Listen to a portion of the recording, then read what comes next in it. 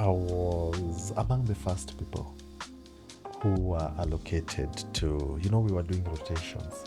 And the rotations were, the key disciplines that we had then was either you're in surgery, you're in medicine, you're in obstetrics and gynecology, or pediatrics. Those were the core ones. So I started with obstetrics and gynecology, and I call it baptism by fire. So I reported, like today, the next day, I'm thrown in the labor ward. Hey. And there you are, in a government facility, packed with mothers in labor and all that. That's a very important dimension you're adding. Remember, a pregnancy belongs to two people. It's a couple thing. Did you hear that? Yeah, it belongs to two people. There's a couple. There's a man and there's a woman. Yes. So the man and woman both provide. The man provides the seed. Yes. Okay. Mm-hmm. The women will have the egg. Yes. The two will join to form a baby. So how do we improve? We improve by men having lifestyles that are good. That means they take balanced diet, fruits, vegetables are must. Men are also encouraged to exercise. They should reduce or stop smoking, reduce a lot of alcohol. They should also not engage in activities that increase temperatures around the scrotum or where the sperms are, because again, they also affect the formation of sperms. So it's important that we must always supplement iron. Then folic acid, why? Because folic acid, number one, it prevents birth anomalies. And birth anomalies are like, there's a set of anomalies called neural tube defects. So this is whereby you have an open back or open spine, or maybe the head. So it has been associated with low folic acid levels. And that's why the recommendation is at least you start the folic acid 3 months before you conceive.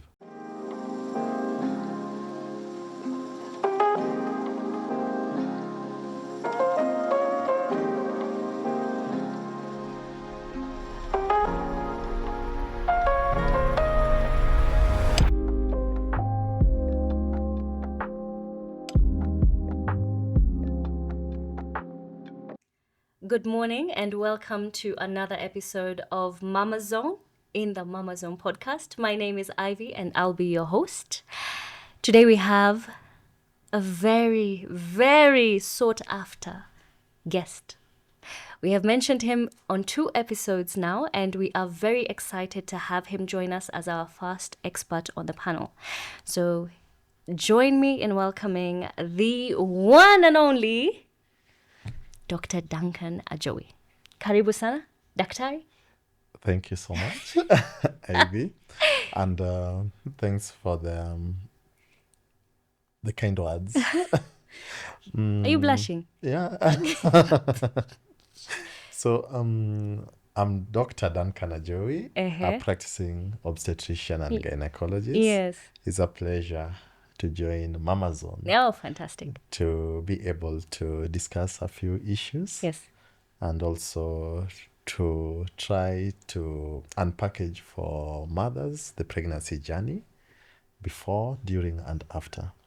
So it's quite a privilege, and I'm open to engaging as appropriate. Thank you. Fantastic. So just to start off, for those who may not know, Ajowi is the reason Olive and I are safe, happy, and alive 6 months on. So thank you very much, Daktari. Most welcome. You were so instrumental in the pregnancy journey, navigating through the pregnancy journey, navigating through the complications we faced in the second trimester around fibroids, and you were instrumental and absolutely life-saving when it came to the delivery and the complications that came with it. So thank you so much for being a fantastic person and an even better doctor, or the other way around, a fantastic doctor and an even better human.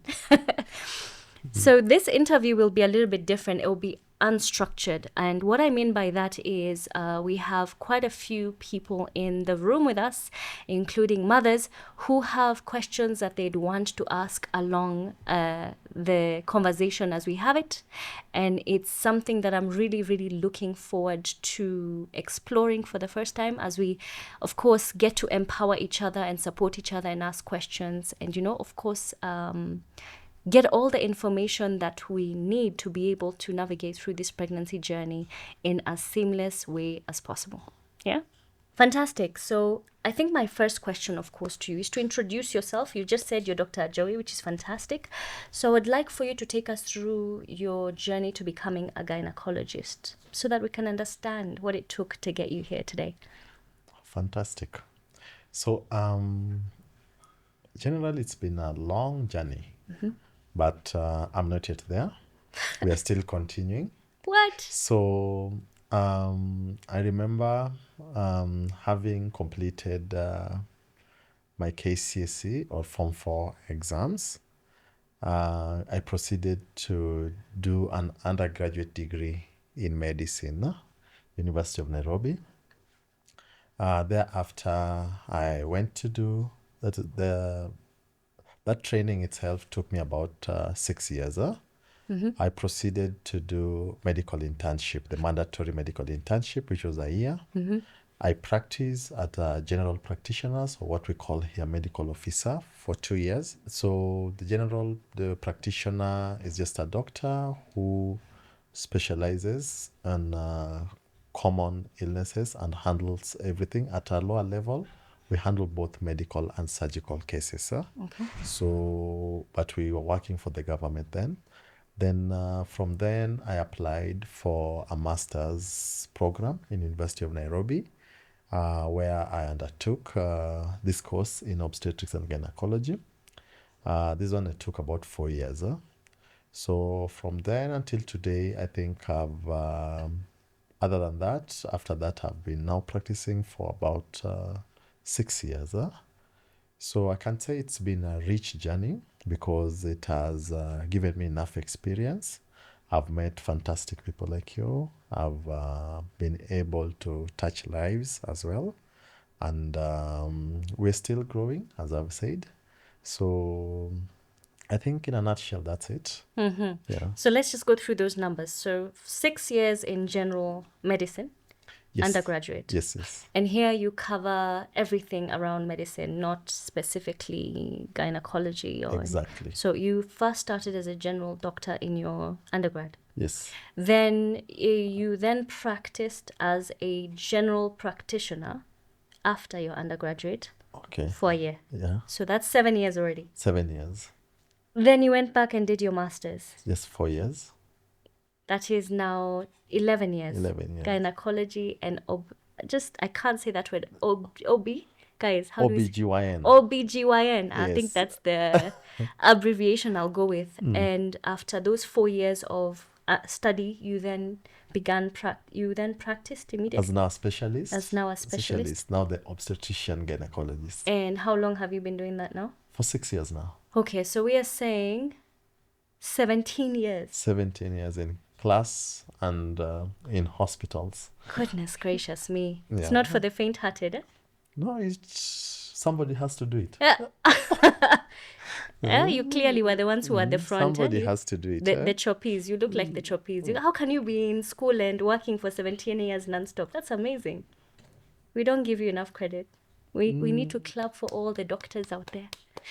So tell me, what's the difference between an OBGYN and a gynecologist for those of us who may not know? So the separation is not so clear, but they're interrelated. Actually, they are gray areas.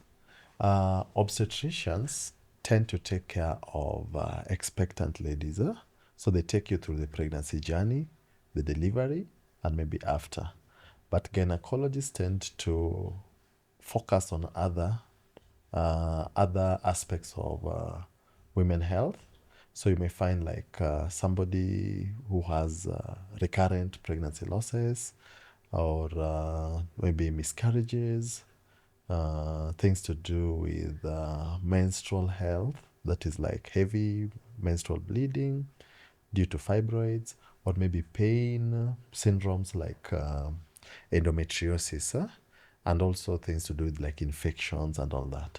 So generally, it's not a big difference because it's taught as one qualification because it's still dealing with general women health. Yes. But of course, that difference is there because obstetrics mostly is about women in who are expectant and Yes. maybe the delivery process. Yes. But otherwise, they are very much related, and you can't separate one from the another. And why did you choose this to be yours? Why did you choose to specialize in this out of everything? Neurosurgeon, the cool stuff that we see. Cool stuff. Yes, yes. Okay, that's I'm not calling you uncool. I'm not calling you. I promise you. no, You it's are cool. okay. It's okay. So that's a bit of difficult question, but I remember the time when I went for my medical internship training. Yeah. So I was among the first people who were allocated to, we were doing rotations. And the rotations were, the key disciplines that we had then was either you're in surgery, you're in medicine, you're in obstetrics and gynecology, or pediatrics. Those were the core ones. So I started with obstetrics and gynecology. And I call it baptism by fire. So I reported, like today, the next day, I'm thrown in the labor ward. Hey. And there you are in a government facility, packed with mothers in labor and all that. So remember, you have to, because you're part of the team that is managing. Yes. So you have to be on your feet. Yes. Decisions need to be made. Yes. You're now transitioning from classroom Yes. to practice. To real life. To real life. With lives at stake. And it's not now reciting what you've seen in books. Hey. The patient is there. Yes. So it was a challenge, but it grew in me. More importantly, I think one of my mentors was a gynecologist, so that played a role. Plus, as I went through all the other rotations, I realized that I could make a meaningful impact in reproductive health and issues to do with women. So it's also important that this is one of the specialities whereby it's multifaceted. Okay. So I can see you in the clinic, but I can also be in theater to sort out other issues like fibroids. So you see, it gives you that it breaks the boredom. So you won't just be in clinic seeing many patients. You're also able to go and intervene surgically. Yes. So that also attracted me to it. Plus, we also tend to have a long-standing relationship with the patients we see. Yes. You can see a patient actually from adolescence up to menopause. Wow. That will be a patient. Wow. Yeah, so it's amazing. It's not like you do it once. Yes, someone delivers, they go, but they'll come back for a pap smear. Yes. And maybe they'll come back for screening for another thing. Yes. Or they'll have another issue. Yes. So you're able to establish that lifelong client. And actually lifelong friend. In our case, even friendship. Friendship, yeah. It thrives. It thrives, yeah? Yeah, I think. Okay, so then what is your favorite part about OBGYN and gynecology now? What's your favorite part out of it? And your most challenging? Okay, so the part I like most about it is you're able to bring true happiness to women. In our line of work, remember, you have women who are trying to conceive. For some reason, they've not been able to achieve that. But with your knowledge, you're able to help some of them. You may not be lucky with all, but you're able to help some of them to get a baby. Yes. And if you see those women, they're usually very happy. Also, remember there are mothers who have complicated pregnancies, and you're able to navigate, to guide them through it. And in the long run, they're carrying a baby in their hands. Yes. And forever they're grateful. Yes. God is there, and God has helped us, all of us. Yes. But you remember that this is something that you may not get in other places. So I think my achievement is being able to put a smile across mothers, to empathize with them, and also to just empower them. Yes. So that they have good outcomes and generally they lead a better health. Okay. Yeah. And what has been the hardest part in The this? hardest part actually is there are two things. When you end up having undesired outcome. So it's a practice of medicine. It's not 100% guaranteed that everything will go according to what you wanted. There are instances whereby you're taking care of a mother, but she ends up with a miscarriage. It takes a toll on you in as much as it takes a toll on her, because many a times you're not able to pinpoint what the problem was. But again, you see the mother may look at it even like you've failed them. So it's very hard for us to take on that. Then also for the babies, some labors don't go according to plan.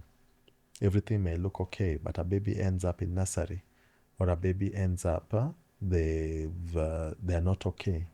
So you see, it's something that if you are the primary caretaker of this person, it's something that really disturbs you. And then also remember, as gynecologists, we rarely sleep well. At night you're called.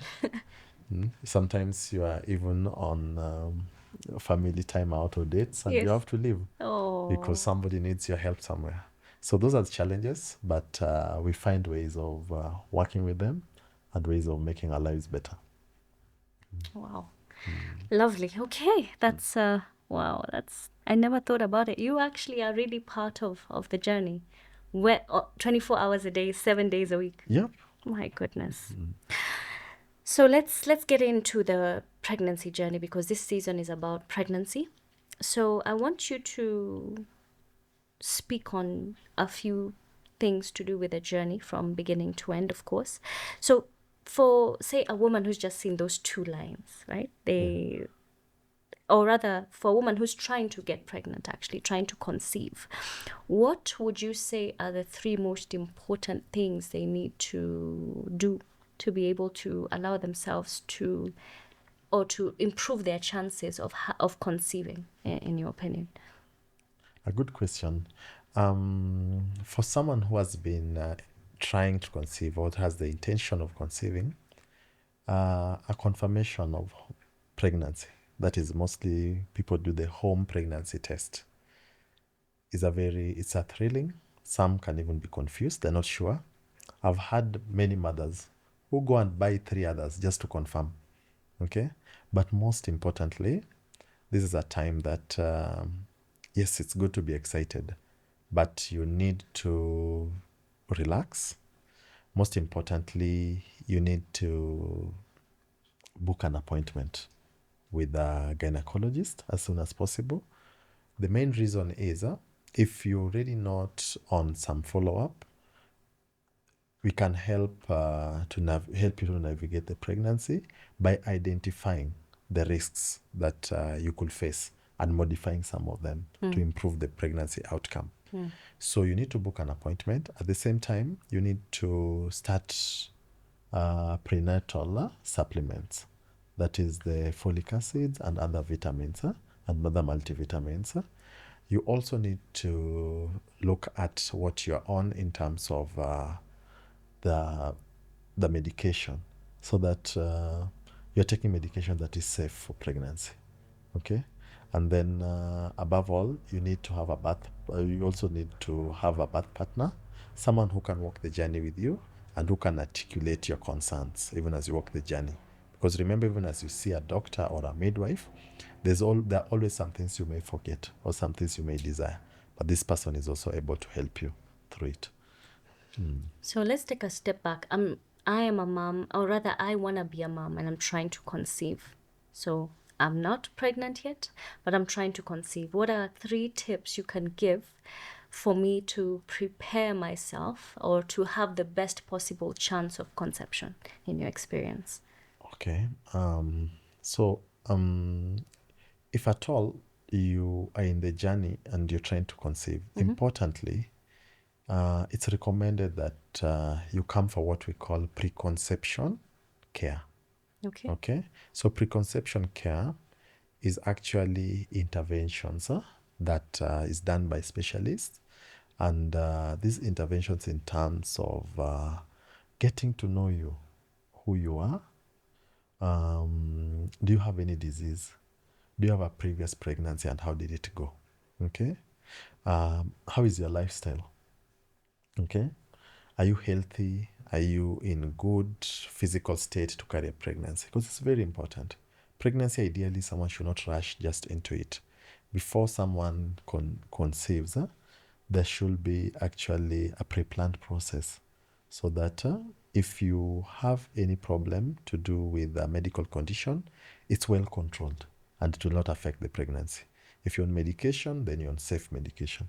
If it's diet, you have good diet that will be of benefit during your pregnancy. As well, it's also important that people take it for granted, but it's also good that your weight, that's the BMI, nutritional status, should also be top notch so that you have a good outcome. So for anyone who desires pregnancy, it's important you visit a doctor, specialist, gynecologist. You sit down, then you do a proper evaluation, then you decide when would you like to conceive so that they see if you had a contraceptive method, when is it removed? If you need one before the time that you want to conceive, what short-term method can you be given? Then for screenings, maybe things like cancer of the cervix, you should be offered. If you're on any drugs, be it alcohol, be it you smoke, or be it you use any other thing, any substance that you use, then you can be off them so that you clear your system and you're able now to carry a pregnancy. So I think that's the way it should be looked at. What about the men? Because of course they have a part to play.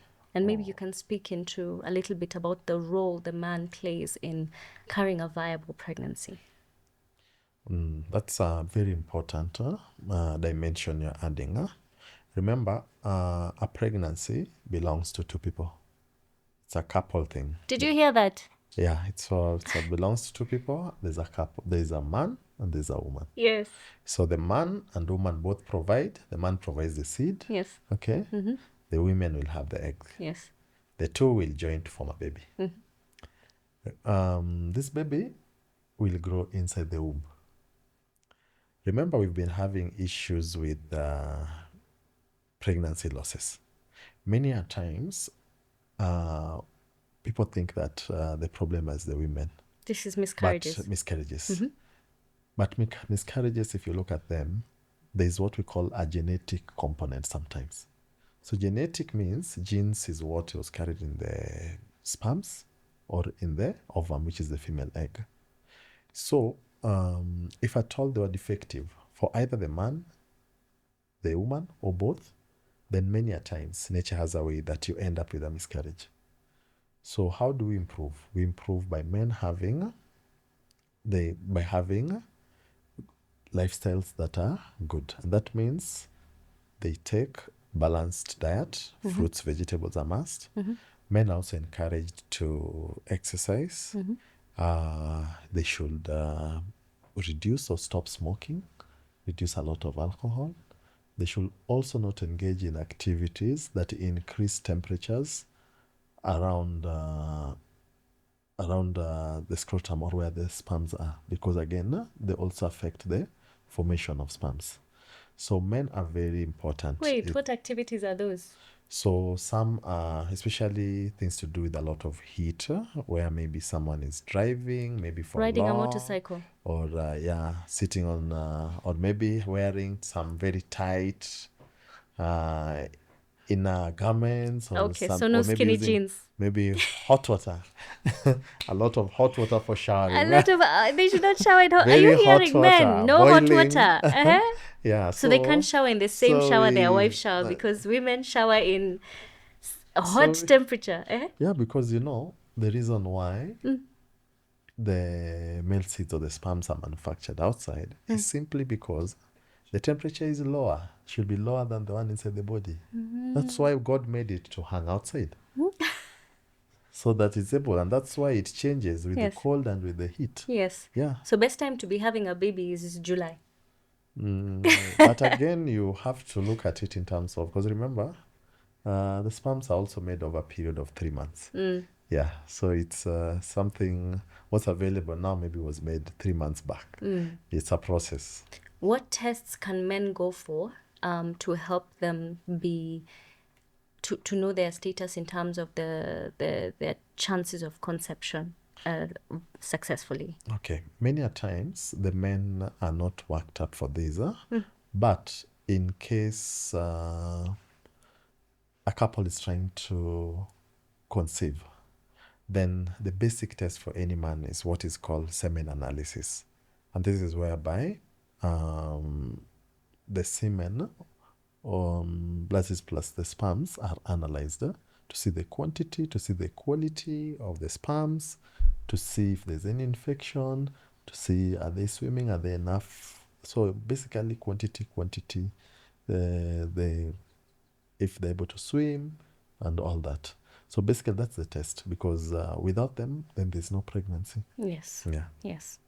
Absolutely. There's a rumor that I heard, and this actually came from a friend of mine in the US, that girl childs come from slow swimming sperm, and boy sperm tend to come from a relaxed state when the man is not dealing with any stress. So if a man is dealing with stress, he's likely to get a girl. If he's very relaxed and very happy, he's likely to get a boy. So the person was saying that's why in the military a lot of parents have girls, because of the nature of the job of the military men. Is this true? Is there any truth to this?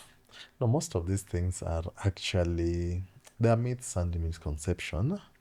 What has been postulated before was that the male sperms, the sperms that are carrying, that are potentially, if they make it, are going to make a baby boy.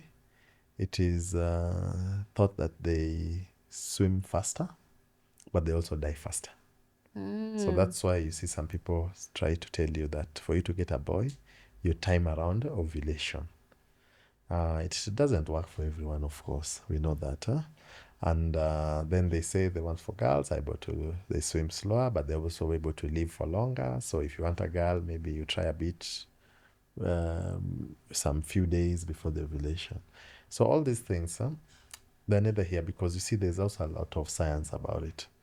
I'm sure it's about the best sperm fertilizing. Survival of the fittest. Yeah, so nature has a way. So the best one at that moment. But again, I don't know. Maybe there's also difference in composition, that some people could be having more for the male sperms. I don't know. Maybe more. So there's all that. So. And at least we're all champions. We won that. We are all champions. We You're special. The fact that remember there are millions. Out of the millions, you made it. Yes. So you're a champion. And you're special in your own right. Yes, you are. Yeah. Fantastic. So the other thing I'd like to clarify is gender. Who determines gender, the man or the woman? Gender is determined by the man. The man. Yes. And that's why I told you there are two types of sperms. There's a sperm that makes a baby boy. That's called the Y. And there's a sperm for baby girl. And that is X. X. So and the lady will always have X. I see. Because in their genetic, they only have XX. Yes. The man is XY chromosome by, yeah. So those people who've blamed women for carrying a particular gender, they have been misinformed. It's ignorance. It's ignorance, because it's what comes from the man that determines the baby that the woman will carry. Wow. Yeah. Okay. Fantastic. So let's go back to the ladies who've just discovered they're pregnant. When should they schedule their first appointment, and why?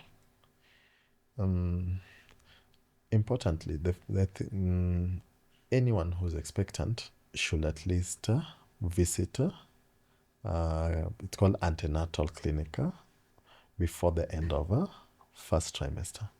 Remember, the pregnancy is divided into 3 trimesters. So the first trimester is like roughly the first 3 months. So, but my recommendation is usually, because we calculate pregnancy based on the last normal periods. So by the 6th week from the first day of that last period, 6th to 8th week, you should go for follow-up. Why am I choosing that 6 weeks? Because number one, we can do a scan, and that scan can confirm for us the location where the baby is. Because remember, babies can be inside the uterus or they can be ectopic, which means outside, okay? we can also be able to see the heartbeat, which is a confirmation of life for any living being. Okay? And we can also be able to see other things that could be a problem. Yes. So I think if at all it's a pregnancy that, and you've never had any history of complications in a pregnancy, then it's safe to go between 6 to 8 weeks from the last period. Yeah. And So if you're a first-time mom, the earlier the better. the earlier the better, because remember, you may have not benefited from preconception care. Yes. So maybe the doctor will identify some of the issues early on. Yes. Yeah. If it's like an unplanned or an oopsie baby, Yeah. you've not been on any prenatal, you've not Yeah. changed your diet, you're Exactly. probably in maandamano like me, Yeah. inhaling tear gas, probably not best for the baby. And yes, that now brings me to my second question around prenatals. Is it possible, because prenatals are very expensive and not every mom can afford them, is it possible, first of all, maybe speak into the importance of the prenatals, but also speak into the fact that if you don't have the money to continuously get on prenatals, or if you're not on medical insurance, what options do you have to be able to carry a healthy pregnancy? Okay. So if at all the mother has challenges with getting the supplements, remember we have evaluated the what we call the vitamins and other micronutrients. Okay. There are those that are essential, but we look at them in terms of which is the most needed. So you find that as per our Kenyan guidelines, the most important is iron and folic acid. Okay. Why? The reason is, I'll start with iron. Iron, you need the iron because the baby also makes the blood from the iron.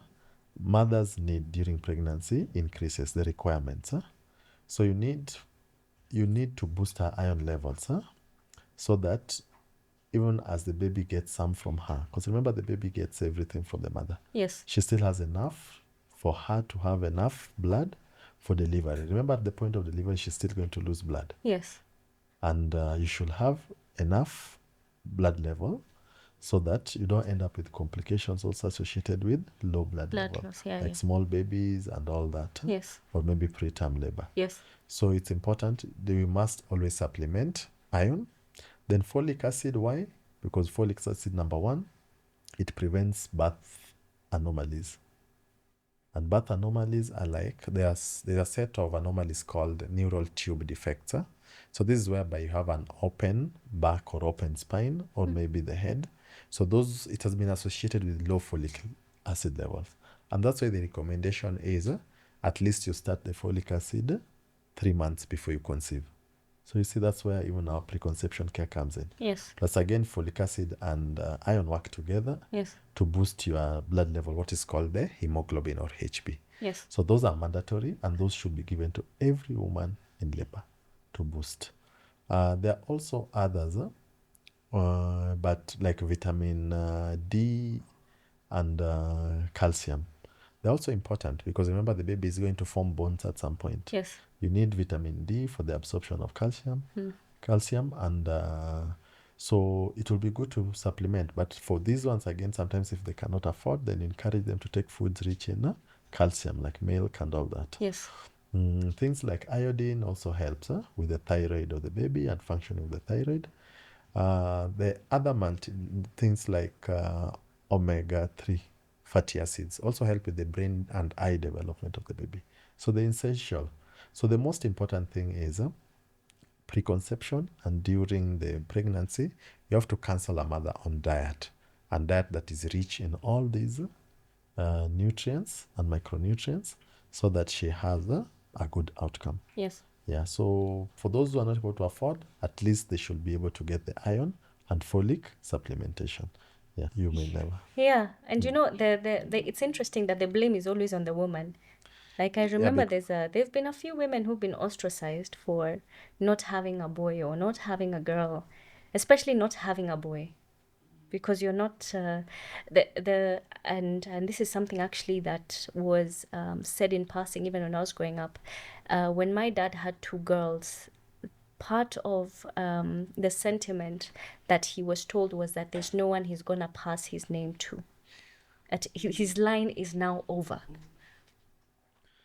And Yeah. that's so devastating. Yeah, but you see, all those things are based on social misconstruct, whereby they used to blame almost everything related to reproduction on women. We never appreciated that other issues could be male related, and we didn't have the science to back it. Yes. So right now, it's clear that for you to get a boy or a girl, it's dependent on the man and the sperm that will fertilize the egg. It's not. Have we reached a point where we can even determine the gender of the sperm scientifically? We can. We can. And we can during what you call IVF. During IVF, they're able to know. So during IVF, you can There's something they do called PGD. So Yeah. David Beckham did this, yeah. eh?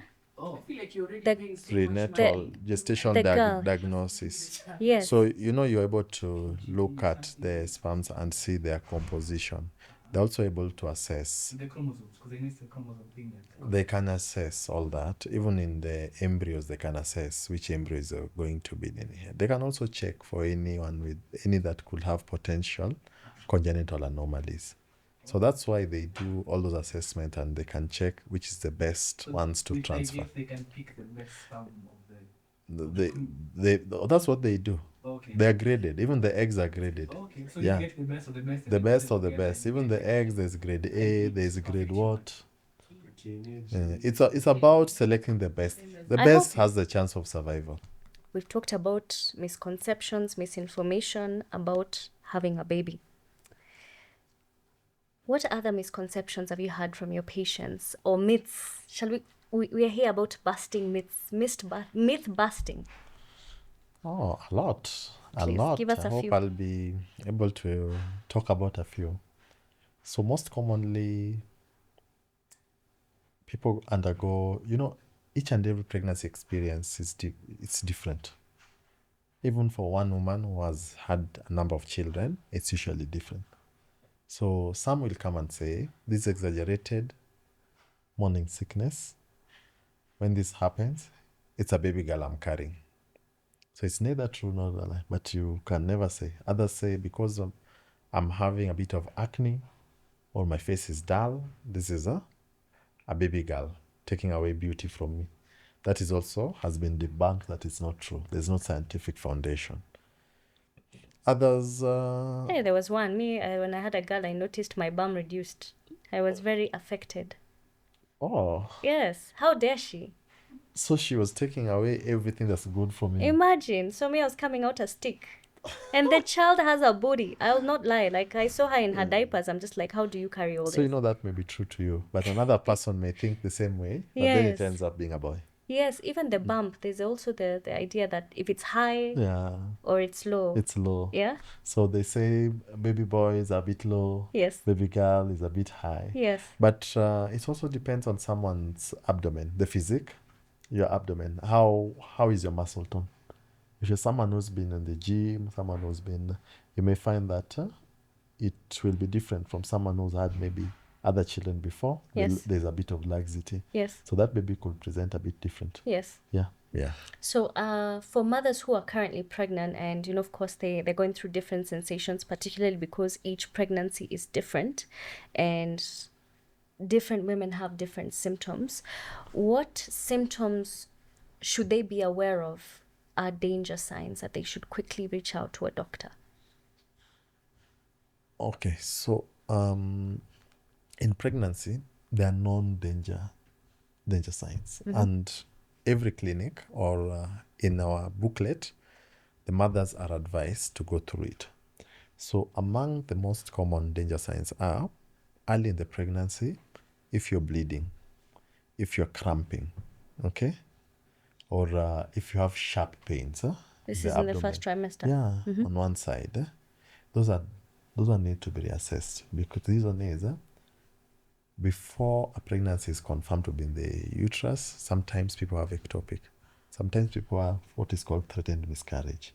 and they need medication to try stop it from being a complete Miscarriage. Threatened okay? miscarriage means it's in the process of. It's in the process, means the baby's heartbeat is still okay, but you're bleeding. Okay. And the cervix is still closed as well. Mm. You're bleeding, the cervix is closed, the baby's heartbeat is okay. It's threatening to miscarry.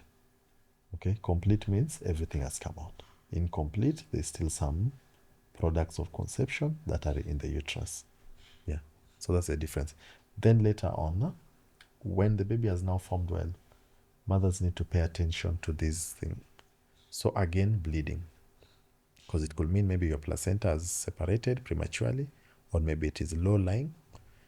Also, if your waters break, so if there's a gush of fluid or there's trickling of water on the thigh, that's also of concern. By what stage? Because That's from, usually by second trimester, there's some water that are formed.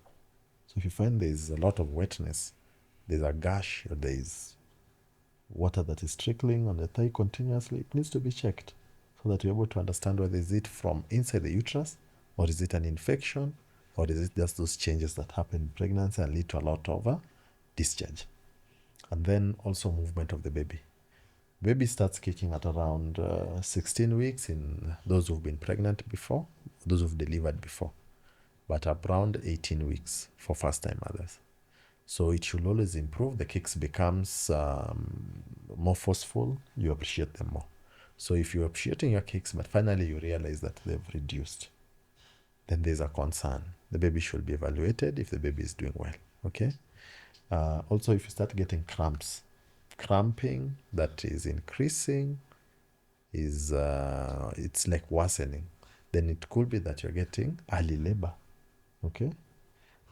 Also symptoms like if you're having a crazy headache, you're not seeing well, okay, and you're feeling dizzy, you could be having high blood pressure issues, or maybe pain in the upper part of your abdomen or right side. It will also mean that you're having a problem. Also, the other danger signs, you can get a clot. Maybe one side of your leg is swollen and painful. So it could be that you formed a clot, or maybe you are coughing or having difficulty in breathing. Maybe you've had a clot that has been thrown in the lungs. And that's a life-threatening condition. So these danger signs are always there. And that's why mothers should always be aware about them so that they can come in hospital in good time. And you talked about a book that can guide mothers through this. Just speak a little bit more on that for those who may not know. Generally, mothers tend to have what we call antenatal care booklet. And this book, in our setup, it's a pink booklet. So it has all the details pertaining to biodata. So the details of the mother, where they come from, their relative, where they live, and all that. Her blood group. Her blood group, something and screening for infections, screening for diabetes, okay, screening for UTIs, okay. So this book, and then every time they come, this book is filled in terms of, are they gaining weight in the pregnancy? Are they getting an infection in the urine? Are their pressures okay? How is the baby? So everything is documented in that book. Yes. And that book helps her because in case she ends up in another facility, then the doctor has access to how her follow-up has been, history, yeah, and can plan for better care. Yeah. So what about the mothers who are having a baby up country? How do they have access to this wealth of information? Oh, yeah. So, unfortunately, some of the mothers in up country, they are not able to get access. And sometimes also because of financial constraints, they're not able to get good antenatal care. So it's imperative that, you see, with the government and with such kind of interventions like we used to have during Uhuru Kenyatta's tenure called Linda Mama, where they were having subsidized, or maybe the deliveries were paid for and all that. Then also clinics, you'll find that you enhance the clinics in the public hospitals. That is by empowering or capacity building You have midwives, you have registered clinical officers who are well trained again and again, and they're able to step in and work together with the doctors so that as many as possible can be seen in a way that gives them that kind of the service that naturally they would not get. So I know there are still improvements that are needed, but we know that we should strengthen the system so that no one is left behind. And that's where now you come, this issue of universal healthcare comes in, Yes. where you're able to bring in universal care. That means it's accessible, it's affordable, and it's for everyone. Yeah. And why is there a concentration of gynecologists and OBGYN in Nairobi more than perhaps the other counties? Yeah, so anyway, there are many reasons for this. Number one, it's because when we went into devolved healthcare system, we made the counties we devolved health, which means that health is a function of the county government. So counties have struggled to employ doctors. At the same time, many doctors also may not like to go remote. So you end up with a concentration of doctors, maybe because of economic reasons, or maybe also because of the quality of life that they have this other side. They decide to remain in big cities because, again, you'll find the many doctors in Nairobi, Kiambu, okay, more than you'll find in Turkana and Tana River, okay. There's also issues of security. So it's something that needs to be well thought out in terms of how do we ensure that the people who are living up country are not disenfranchised and all that. Yes. So unfortunately, it's what it is, but I think it's a health care system issue. But maybe the policymakers can come up with a way of making sure that this can be addressed effectively. All right, back to the pregnancy journey. Many mothers, especially first-time mothers, are hesitant to feel like they're bothering their primary caregivers. How would you encourage them to advocate for themselves better and to more confidently vocalize their concerns? Well, thank you for that question. So,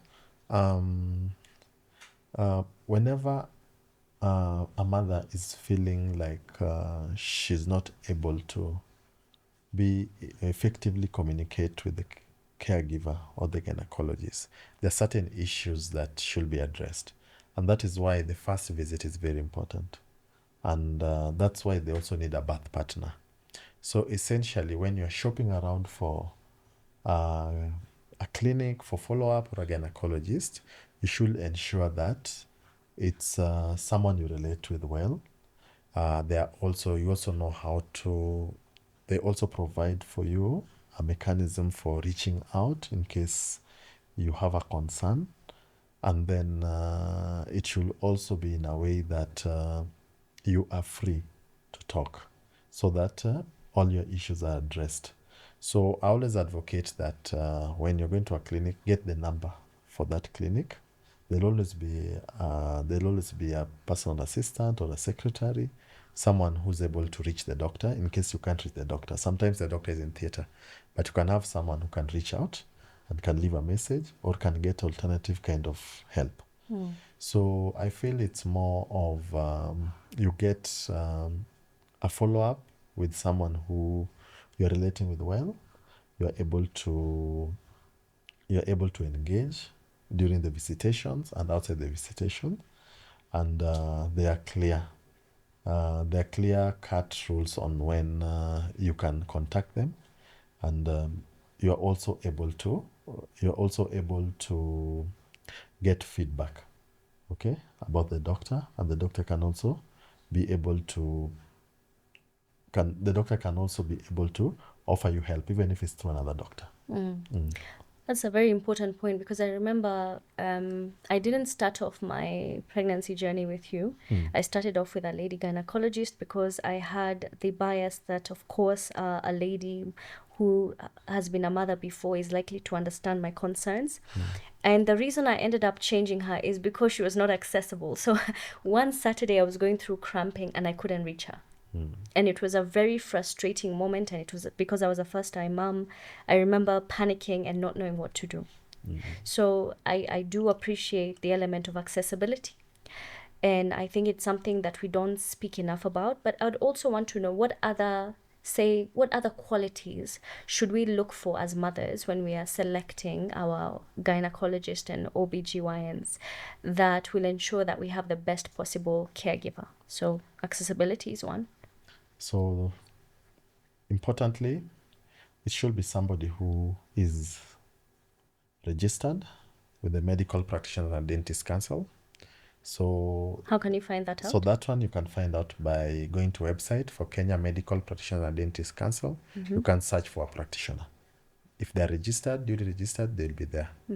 Number two, you should always get someone who you're able to see based on your timelines. If you're free in the evenings, are they available in the evening for you? If it's weekend, are they available for you over the weekend? Then accessibility. Are you able to reach them in good time? Okay? Or do you have to really go through a lot of struggle to just be seen? So it should be something that it should not be a struggle to see a doctor. Okay? The other thing is, do you prefer male or female? There are those who feel comfortable with the female gainers. So you also use that to look at it. Then you understand the nature of the practice. Are they a group practice? Is it one doctor practice? If it's a group, sometimes the advantages are there. It means that if you can't access one doctor, you most likely will get the other doctor. Okay? Then, of course, there's the cost. And there's also your hospital of choice or facility of choice for delivery. So you should also be a doctor who can go to that facility and come the time for your delivery, then they'll be there in that facility and you'll not be handed over to a new person altogether. Yes, and chemistry. Yeah, chemistry. Yeah, someone who you of can be course. comfortable enough to talk about your fears without judgment. Yeah. Thank you for that. All right. So back to birth plans. You've just spoken about, choosing your hospital, and that brings itself birth plans, which is our expectations of how we're going to give birth, right? So, of course, we are encouraged to have birth plans and to, plan how we would like to be able to bring this little human into the world. But sometimes things don't go as planned, like in my case. So how can you sort of guide us to be able to look at those birth plans as a guide rather than as a hard limit, that if things don't go this way, there's a problem? How can you encourage us to be a little bit more flexible if things don't go as planned? So that's a good question. So the more the world is developing, the more we have women who have a certain way they want the deliveries and certain experiences that they'd like. So what our advice is, if you have a birth plan, it is best to introduce it early to your doctor, maybe the second trimester, so that you can sit down with the doctor and look at what is doable, because sometimes people can also be ambitious and maybe some things are not achievable, but you look at what is doable in terms of safety to the mother and baby. Then at the same time, we're supposed also to counsel you and tell you that a birth plan is important. We respect it. It's a show of what you'd like, the kind of experience you'd like to have. But it should be categorized as a preference. And we should be able to tell you that in labor can be fluid, okay, or delivery. Pregnancy and labor can be fluid. Things can seem stable and then they change. But we should not be we should also be able to adapt to the changes. And one of the adaptation is we can change a course of management from what we had agreed to prior. to a new management. Yes. And my advice would be, if in such a case, the care of an expectant lady should be done in real time. There should be real conversation. Okay? We should have meaningful conversation so that she's up to date with whatever is going on. If at all I'm going to augment the labor, then she should know that I'm augmenting this labor because of this, maybe because she's not having sufficient or adequate contractions. Okay? And I should tell her that if this doesn't work, then the next course of action is this. It gives her time to prepare in her mind. To adjust. So that next time when I come and tell her this has not worked, then Yes. she's expecting what I had talked about. Yes. So if you have a birth plan, we should be able to tell you that we're going for normal. But in such a case that the baby is not doing well, then we'll have a cesarean delivery. Yes. Or in case your labor is prolonged, then we'll have to change and you have a normal delivery, but we'll continue the rest of the birth plan as you had stipulated. Yes. Yeah. Okay. Yeah. Fantastic. All right. So, in my case, of course, I had planned for a natural birth, and of course, I ended up in an emergency CS. And one of the things I remember that was quite critical is I felt like a failure for not being able to have delivered naturally the way I had convinced myself in my head that I was going to, because I knew my body was capable of bringing this baby naturally to the earth. How do you help us manage through the expectations of, or rather those feelings, those negative feelings that we failed? How would you help us navigate through those negative feelings? I think that's the best way to put it. Yeah, it's usually it's normal to be upset because by and large during your follow-up you had already committed that you desire this kind of delivery. I think in case things don't go according to plan, it's imperative that as healthcare givers we continue to talk to you to make you understand the positives, because most of the time you've done your best. Yes. And it's important that that is brought out. Yes. That you did your best. Yes. But sometimes we as human, we have our plans, but God also has his own plans. Yes. So for you, we look at it in terms of you did your best. How can we help you agree that what you did was the best that could have been done at that moment? Yes. And our intervention was necessary. And that's why it's important that even after we've taken a bit of detour or we've left the course that we were supposed to take, we're supposed to continue talking to you with the whole team, from your birth partner to the midwives if they're there, and we're also supposed to stick to the rest of the plan so that we also let you remain in control of what is going on. So it's something that really needs us to talk many times and to try and encourage you that you did your best. Yeah, I think also something you said to me that really helped was, by the end of the day, the baby's here, she's healthy and she's happy. Yeah. And that is ultimately the outcome of a delivery. Yeah. How that happened is not as important as the fact that the baby is here and she is alive and doing well. So I think that was something as mothers we sometimes lose sight of, because that's ultimately the reason why you are in the delivery room.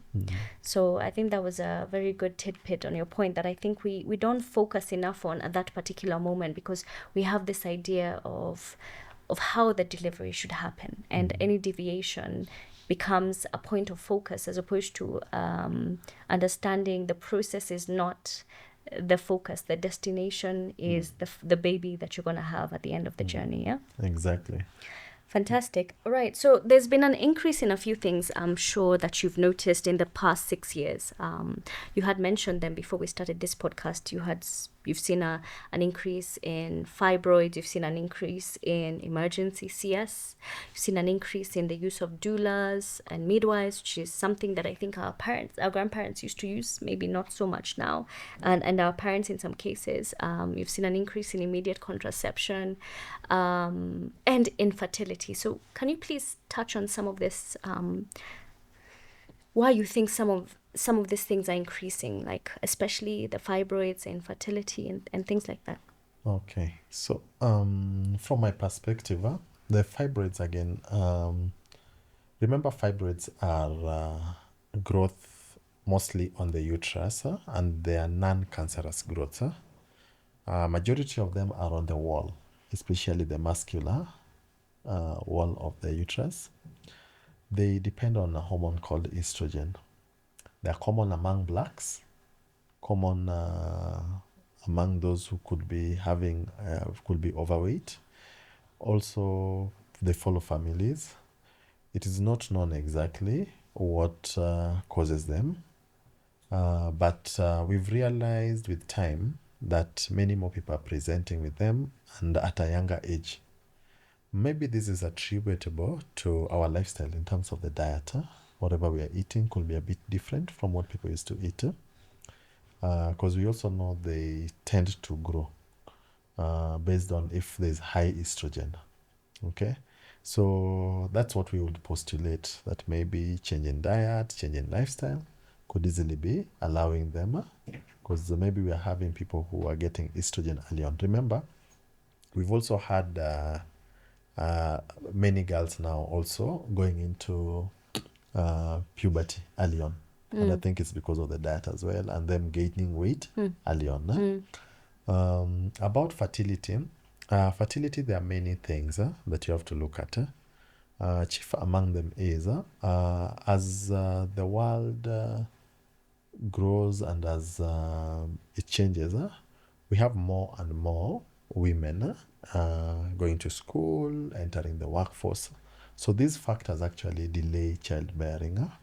So most women tend to get children a bit late compared to our mothers and those who came before us. And we know that age is one of the greatest determinant of fertility. We know that the peak fertility is around 23, 24. And then now, gradually, it may reduce. By around 40, now it goes down. So I think that could be, but also we've also seen that we are capturing more infections, people with blocked tubes. So maybe also lifestyles can be contributing. Yeah. But I think mostly it's issues to do with, we can say, the age for the first baby, and also, because of the factors to do with changes in our communities. There's also been an increase in emergency CSs. What do you think we could attribute that to? So CSs are driven, the high rate of CSs are driven by many factors. Number one, it's because we have people who, from experience of others, there are many people who choose to go for CS. Selective, And this is selective. So they just decide, I don't want to try normal, I'm going for CS. At the same time, we are also having issues to do with the litigations. So whenever the litigation cases are many, this is to do with the outcome of the mother, outcome of the baby, then there's always that push to deliver and not wait for something bad to happen. So the patient is not there. Plus, we are having more of monitoring tools that are better now. And once those monitoring tools have shown there's a problem, many times people will intervene. So, of course, there are other areas whereby, because of financial motivation, there are those who may end up doing, like those who ethically may end up doing more CSS. But by and large, I'm sure it's across the world. In fact, there are countries that could be having almost 80% CS rate. Yeah, it's across the world. It's people are now very choosy. They have fewer babies. They don't want bad outcome. And they also pro-intervention. Also, doctors also tend to intervene earlier to avoid all those issues of litigation and all that. Yeah. Wow. Okay. So now, let's move on to delivery. We've now reached a point. I remember one of the hardest questions you asked me and my birthing partner in our third trimester, just before we were getting ready for delivery, was, you are hoping for the best. that we have a wonderful natural delivery, but in the event that something went wrong, Justus, if you are put in a position where you had to choose between my life and the life of the baby, who would you choose? I remember that was one of the hardest questions. And of course, my birthing partner, with all the aggressiveness he could master, said, it's my life that matters. But for me, actually, it was the child's life. So yeah, that was a very catch-22 situation. So let me ask you, in such a scenario, if you had gone ahead and indeed something had happened and you were put in a position where you had to choose between my life and the child's life, how do you go about making how do you determine what's the best way to go? In Kenya, that is. Oh, thank you for that. So anyway, most importantly, it's God forbid you have such a decision to make, because those are two lives. Yes.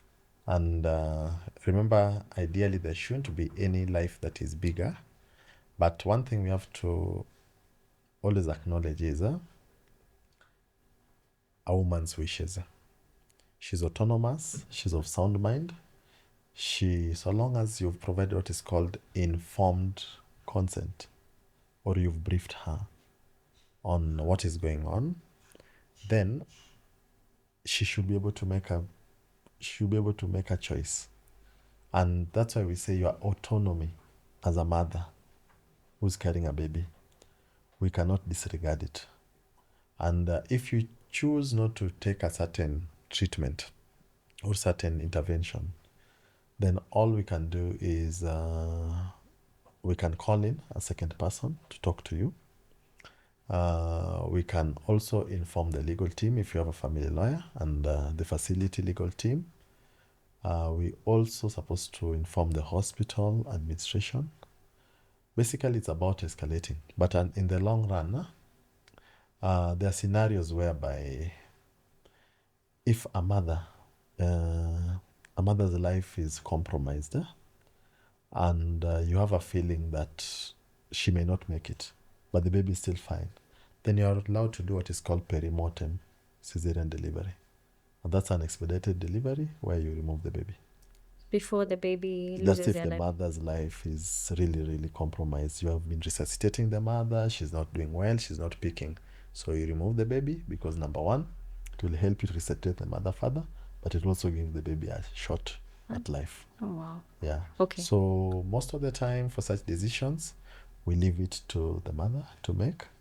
If she cannot make that, she doesn't have the capacity, then we move to the next of kin who can give us such kind of decision. Yes. But also, you must also understand, it also depends, because if at all it's early pregnancy and you have a mother who needs some treatment, but the pregnancy will prevent the treatment, then there's room that if it's early pregnancy, then there can be termination so that the mother benefits, because there'll be no pregnancy without the mother. Yes. If the mother is going to die with the baby, then you'd rather save the mother. Yes. Yeah.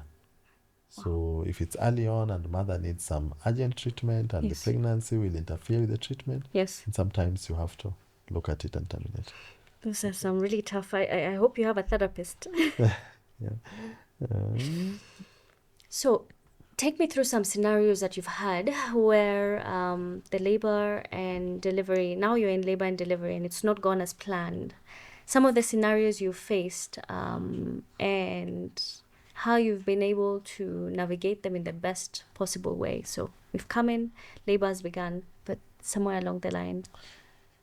So I think some of the issues that result is usually because we don't have this deep conversation. No one wants to hear about bad things in labor. So rarely do we sit down with you people and tell you, labor is like this, but this is what can go wrong. So we wait until it has happened, then we explain to you.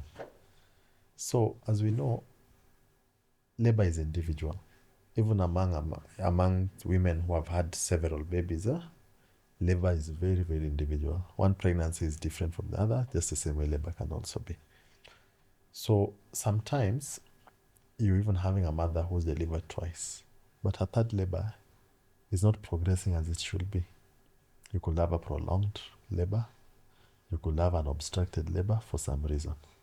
So we need to prepare you that sometimes if you're having labor, and let me give an example that is prolonged, we look at the reason. If it's your contractions, then you should be open, or we should be able to discuss with you, and you decide if by using pitocin or syntocinon to augment your labor will be helpful. Augment here meaning? Augment means you having contractions, but they're not powerful enough, or they're few. So what do? We add, we give you the pitocin because it adds the power of the uterine contraction to try push the baby. Okay. Sometimes we're in labor, but the effort of the mother is very poor. Yet the mother, everything has opened up, the baby's head is almost there. So we have to help because the baby cannot stay in that position for long. So what do? We use a vacuum to deliver. It's called one of the types of assisted vaginal delivery. So that one, again, we've never discussed. But remember, when you use that device, there is a potential risk that you could get some tears as a mother in your birth canal. Also, sometimes the babies, can also increase some chances of the babies, but very minimal risk that the baby could have this thing called shoulder dystocia, whereby you have to really try and deliver. The shoulder is impacted and delivery becomes a problem. Also, we could end up with heavy bleeding that's not normal, thereby necessitating you going to theater to go look for the reason, and you're going to be under anesthesia. No one has been told that even if you do normal, sometimes the bleeding is too heavy. You have to go to theater to be checked. So even that is also a case scenario. Then sometimes also when you have you're having just a normal, you're monitoring the baby is okay, but upon delivery, the baby is not crying, or it's a weak cry, the baby has not scored well. So you see, that is also a potential. It can also be a complication that can happen. So as I say, labor it can be unpredictable at times. Many times it goes well, but it can also be unpredictable. But I think the most important thing is to prepare someone before the labor, and also in real time to keep updating. Yes. Yeah. Okay. Fantastic. So one more question about the labor, and then we move on to now postpartum. What would you like mothers to know? Not mothers, both parents, including the birthing partner who may not be a parent, to know going into the delivery room to help them prepare for, any eventuality. Of course, it's hope for the best, prepare for the worst. What would you like them to know from the perspective of a gynecologist? The key message to mothers and the birthing partners is usually we have good hospitals and we have good tools for monitoring labor. But most importantly is we should have effective communication on the progress of labor, on any intervention that is being done, and on any potential complication that could even come from those interventions. Because remember, even induction of labor you can induce, but someone ends up having very strong contractions that could even be a threat to the baby's life. Or some people can rupture. The uterus can rupture. So it's important all this information is availed, even as you go to take care of the mother. Yes. And before, as you're managing the labor. Yes. Because it also helps. It avoids the conflicts. Yes. And it also helps you be ready so that in case anything happens, the mother can sometimes tell, maybe this has happened. This is what the doctor said. Yes. Yeah. Okay. So they are better prepared. They're better prepared. All right. So we have the baby, and we were discussing the other time how we find it so irrational that when the baby is there when you're being discharged, the nurse insists on carrying the baby to the car with you. right? Because they don't think that they don't want to be sued, so they're carrying the baby to ensure that the baby does not get injured in the vicinity of the hospital. Then they take you to the car park and they're like, well, here you go. And you're like, how irresponsible are you? How are you handing me this child? I mean, what am I gonna do? How am I gonna keep them alive? For 3 days you've done everything for them. Like, are you sure I'm the right person? I'm the right person to hand this over to. But critically, now mom has come home with the baby, and of course the newborn stage is intense, to say the least, and a lot of factors are working against them from a body perspective, sleep deprivation, feeding the baby, all these things that they're trying to adjust to in a very short space of time. What signs should they watch out for around, particularly the mental health of the mom? And what should be the danger signs they should be looking out for around postpartum and the risk of postpartum within those first few weeks, actually? Yes, weeks. Truly, a mother can be overwhelmed. And more so, you consider that there can be what looks like handling the stress and trauma of delivery. Yes. Then here you have a young baby who's crying all the time, maybe problems with breastfeeding, there are nipple sores, maybe the nipples are painful, they're cracked, maybe the problem with breastfeeding, the amount of milk maybe is less or maybe sometimes engorged. So it's a lot for them to process. So mothers sometimes end up with mental health issues, what we call postpartum blues if it is mild, or postpartum depression. So among the key things that people should observe is, number one, when a mother is overwhelmed, they'll feel teary. So you may find the mother is just crying. And that means that she's really overwhelmed. So that is someone who needs to see like a psychiatrist and needs someone to help with the support of that baby. If a mother is not able to do, she does not get enough sleep, she doesn't sleep, also that will be concern. Because at least they should be able to sleep well when the baby is sleeping. Again, if at all she's not eating, she refuses to eat, or maybe she neglects the baby. She's not going to the baby's room, she's not seeing the baby, she wants to be away from the baby. It means that situation is really overwhelming her. Then, of course, there are things like that, those that may behave a little bit almost like psychosis. So that means also that this mother is really going through a torrid time and may need support. So most importantly is, I think before delivery, there should be preparations at home as well, so that once the mother is discharged, then there's a support system. And support system is not just about the partner coming for paternity. It's about help at home. It's about someone taking her through the process of breastfeeding, taking care of the baby, so that gradually she incorporates this into her normal life. Yes. Remember, this is not something they are doing normally. It's something that has come with the delivery. Yes. So those are some of the signs I think there should be. Emotional instability, not sleeping, not eating, refusal to interact with the baby, and all that. Not even playing with the baby, not being cheerful, and all that. Yeah.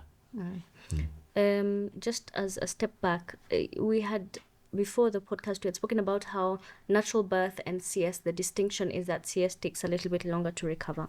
Exactly. How would you go about navigating recovery from a natural standpoint and even from a CS standpoint in your experience, in a way that doesn't cause additional damage? So remember, a normal delivery can be one that was with complication. Yes. Maybe there were tears, or maybe there was a cut that was made in the birth canal to create extra space for the baby to come out. Yes. And then there are those that maybe there was no injury. So by and large, what you need is to support the mother in terms of, you need to educate her that even after normal, there are still mothers who have pain. There are mothers who have incontinence of urine. Okay? So all these need to be addressed. So they should be able to be taken to be asked about their problems, and then individualize on how to handle.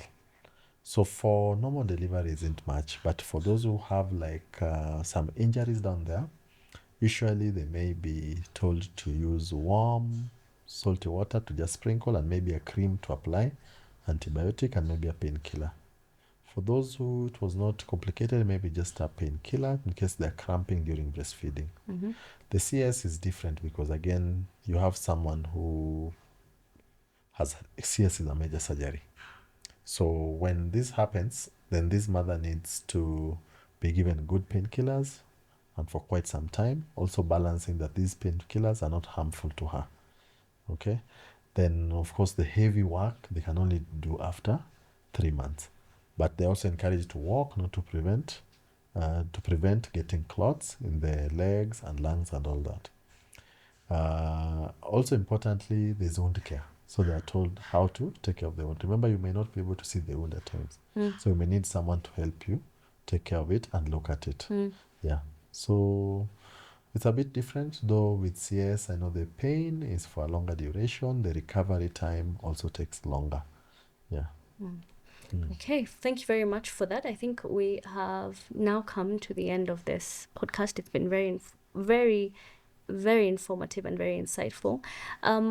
So just two parting questions. How can a birthing partner support a mom through this journey effectively, in your opinion?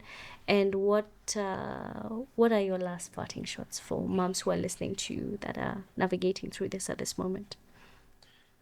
So birthing partner is important because a birthing partner holds the aspirations of the mother. This is someone who's close and knows the wishes of the mother and makes sure that we try to stick to them. They are also a pillar, a support to the mother. They also help the mother because of the trust. They help in decision making. So whenever there is conflict or whenever they can help talk to the mother, they can also help us get another perspective. To us, in terms of sometimes if there's a problem, we can also run to them in case we need to inform the rest of the family, or if we need to inform them on the care that is going on. So it's very important because this is a partner. This is someone who is solidly with you, bears your wishes, and walks with you through this journey to ensure that you get respectful care and what you deserve. My parting shot is pregnancy journey looks daunting, but I think with the best support system in terms of gynecological, midwives, and any other person, it's a journey that should give someone a positive experience, and we should make sure that mothers get a good experience during childbirth and they're never traumatized. Also, mothers who have issues should be supported throughout the pregnancy and even after pregnancy until they're stable enough. Thank you so much. Thank you. Asanteni, guys. That was wonderful. Thank you very much for coming and talking with us. This has been very insightful. Thanks. And a very long interview, but I think we have so much we've picked up and we hope we've not kept you. But asante sana for your time. Thank you very much for joining us for yet another episode of Mama Zone. Please share, subscribe, cheer, cry, do everything in between. And we'll see you next time.